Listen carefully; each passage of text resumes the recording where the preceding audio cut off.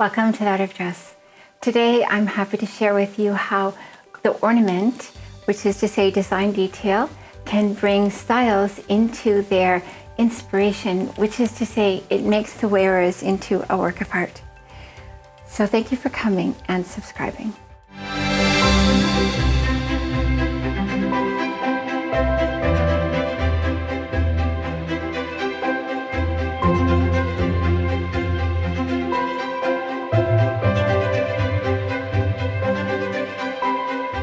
The two styles we're going to look at today in terms of ornament are the Refined Natural, which is Josephine Skriver, and also the Elaborate Gamine, which is Anais. Now, why these two styles? Well, these two styles actually share the same planet, which is the planet Moon, and I'll show you that in a moment. And they also use the same kind of ornamental design detail, which is to say a ruffle, but it is not a simple ruffle that they use. It is always elaborated, unusual, often complicated. So let me show you some examples. So here's Josephine Skriver in this really cute dress, and you notice that the ruffle is like an overlay, and it has a ruffle going on the top and a ruffle going on the bottom. The ruffle has actually on the bottom two parts to it, and so there's quite a significant amount of activity going on with this ruffle, and yet it looks really good on her. So you might find that this ruffle is really similar to the kind of ruffles that Anais can wear, in which there's a lot of ruffle happening. It's not a simple one piece of fabric just attached. It has a lot more going on. So as always, I'll just show you on the yin yang wheel of style. Here you have all the styles around the wheel, and you have these two styles that are on this dark line.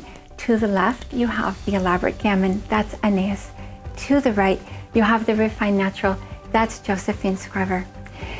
So they're actually, if they had a focal point right at the waist, they would be in the center of this circle.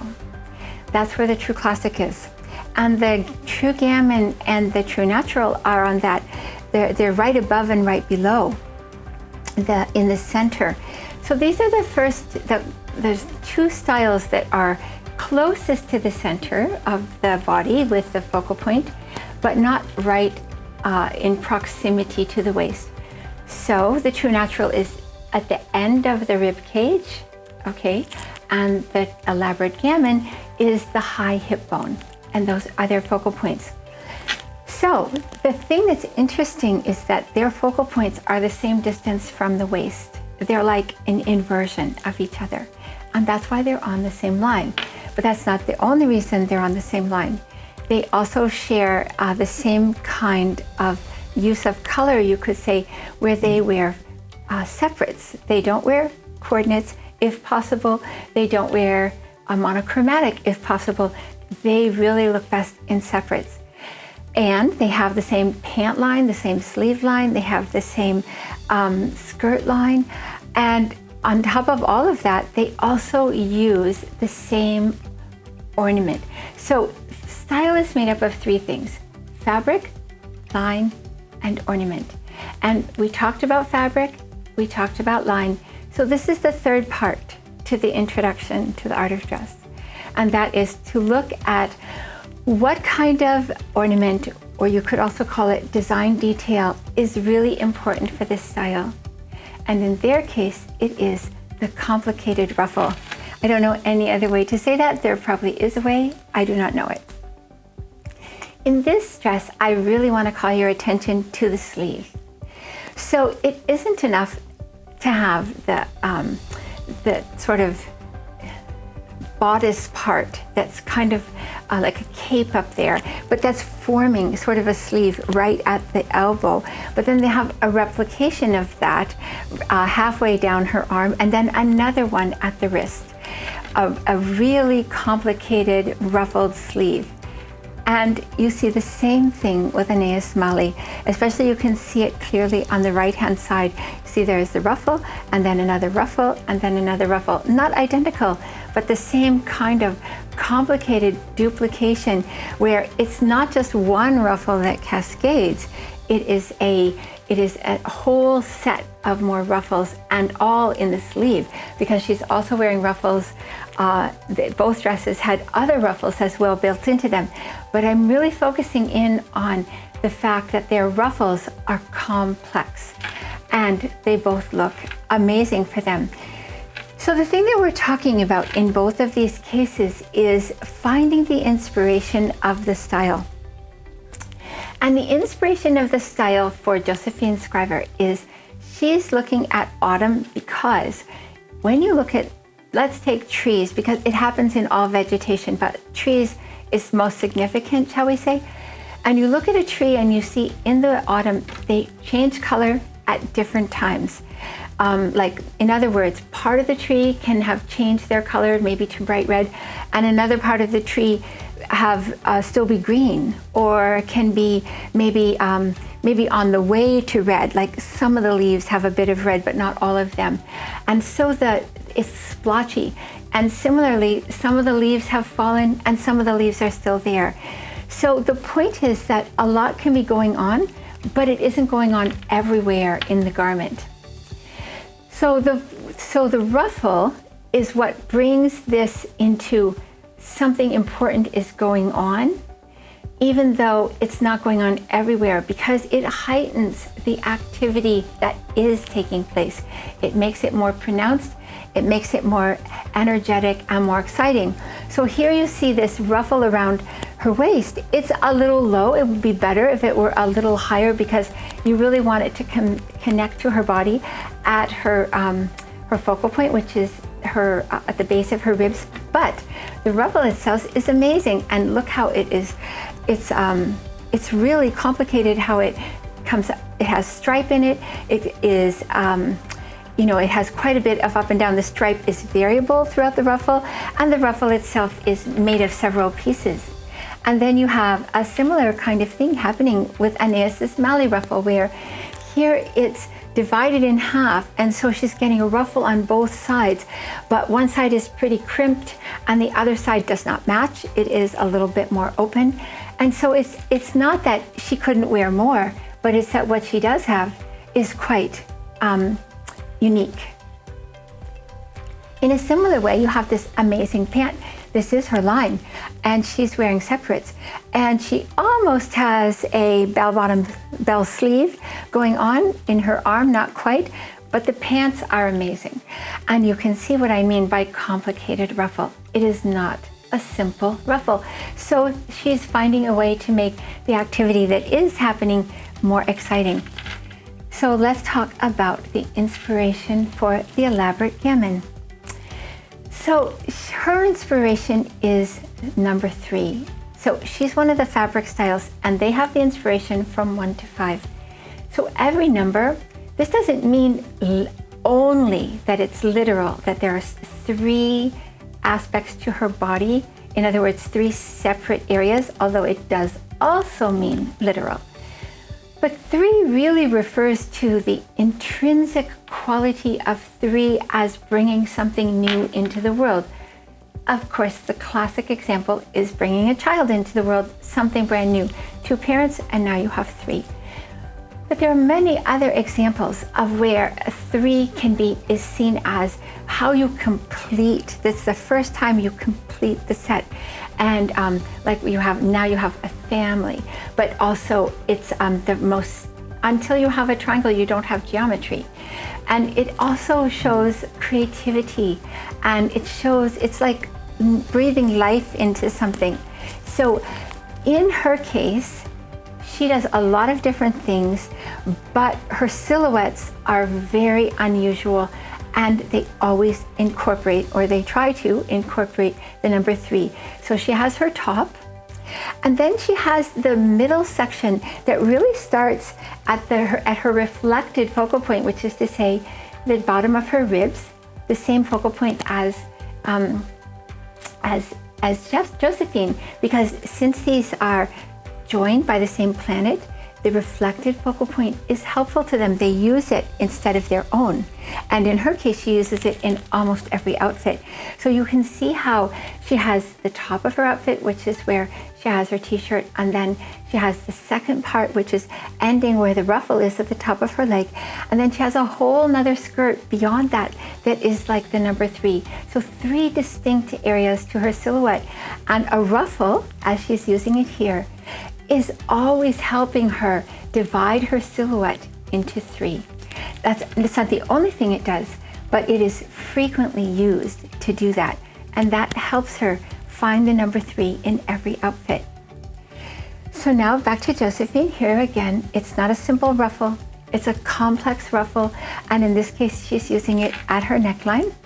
And here you have Anais Malley using, in this case, it's a knit. It's so beautiful, but once again, it's really defining the top of her silhouette as its own thing. It's bringing it into, because what she has going here is she has like a scarf across the second section of her silhouette. So this gives the top section, because it's kind of short, more impact. Really, really beautiful and effective for her. Now you have Josephine, another dress where she has layers going on in this dress, and yet she still manages to achieve her silhouette, which is the mermaid or the flaring out at the knee. But the levels and the layers are the farthest thing from simple. She has duplication, she has lapping over of fabric, she has side-to-side differentiation, but she's showing all kinds of different ways of using ruffles in this outfit. They're not typical ruffles either. Like, they are doing that curvature, but she wears a stiff fabric, so she's using them in kind of a flat ruffle, but it's still so cute. And now here's Anais Malley, and she's wearing a dress where she's showing 3. The second part of her silhouette is ill-defined. Really, it would be very nice if she had some kind of division, but what she's got is 3 happening on her sleeve. So she has the top, and then it's flaring out, and it's flaring out again. And so this gives her a definition. The ruffle is being used to define the 3 aspect. Very cute and very amazing. Now, in this case here, we have, again, a ruffle that's showing side-to-side differentiation. And it's very complicated because she has so much gathering and so many layers to this, but it's a complete ruffled skirt. But still, the ruffle is not everywhere. You see, it's not strong at the bottom. It's still there. It's not even strong at the sort of bell part that's opening out just a little. Actually, so she's showing a threesome. Here she is really reflecting a 3-part differentiation of her skirt. Not a 3-part silhouette, but a 3-part differentiation of her skirt. So in a certain way, she's kind of picking up from her planet style there too. But her ruffles are very complex. And again, with Anais Malley, almost exactly the same skirt, but in her case, she really is using it to define the 3-part of her silhouette, with the middle part actually starting just about her waist, but then finishing very quickly with that kind of bow, that kind of ruffled bow that's right at the top of the slit, and then the rest of the skirt. But still very, very effective for her. And I should mention that since her focal point is below her waist, she always wants as much of her design detail as possible to be stronger below her waist, and this is happening here. So it's really very cute for her. Again, Josephine, and once again, she has a ruffle that is very complicated. It includes a bow, it has layers, it's actually sort of foreshadowed by all this pleating that's happening leading into the ruffle. It's off to one side, side-to-side differentiation, and it is very cute for her. And in a kind of a parallel sort of design, here you have Anais, and once again she's using the ruffle to form the second aspect of her silhouette, and then that's actually going up, and then she's using it down. Now in Anais' case, she differentiates front to back, and so a high-low hem, or this is actually like a train, is really effective for her, but still her ruffles are extremely complicated. And I should also point out that she has a pleated ruffle running around the outside of the back part of her skirt as well. So not only different kinds of ruffles, every ruffle is complicated, but she has them used in really creative and unusual ways, as you would expect, because she is Elaborate Gamine. And really this whole planet is so full of creativity and unusual aspects. So once again, I just want to remind you that the reason that these two styles share the same design detail of ornament, which is a ruffle, a complex ruffle, is because they are the same planet. And the planet of your style is so important because it brings you into your focal point, it brings you into your line, that is your line of sleeve, your line of your pant, and your line of the silhouette of your dress. It also brings you into your use of color, in this case, separates whenever possible. And it brings you into the ornament. Always the pairs, in this case moon, use the same kind of ornamental design detail. And we already talked also about mood of style and how mood of style lifts the style. Sometimes the ornament is used and sometimes it isn't in also mood of style, but always what mood of style does is it points out to you how important it is for the style to reach its potential, and it shows you how line is always instrumental in that. And then I'll just show you two more examples of all of the varied and so interesting kinds of ruffles that are used by these two styles. So here you have a wraparound ruffle. It goes down to the hip, it goes up to one shoulder, it goes completely around the bodice, and it is so unusual, and yet side to side differentiation, so cute for Josephine Skriver. And then last, I want to show you Anais in this really amazing dress that has not only complicated ruffles in the skirt, they are already the primary source of complication, but the ruffles also are very unusual in the front. It's a little hard to see, but it's ruffled in the bodice where it defines the shoulders, and then there's a kind of a looped tie that actually blends into the ruffle underneath, and that's forming the top of the silhouette. And then there's a waistband, a wide waistband with more ruffles sticking out from that, and then the bottom of the skirt with its own ruffle completely, and then a ruffle at the sleeve as well.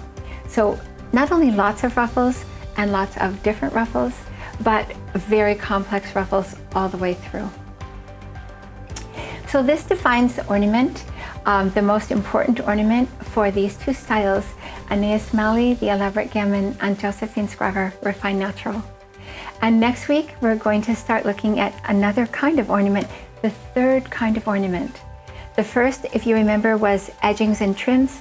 The second is ruffles, and now next we're going to look at something that actually recreates the fabric. So embellishment, I would call it. Embellishment of fabric. Thank you for coming, and thank you for subscribing, and take care.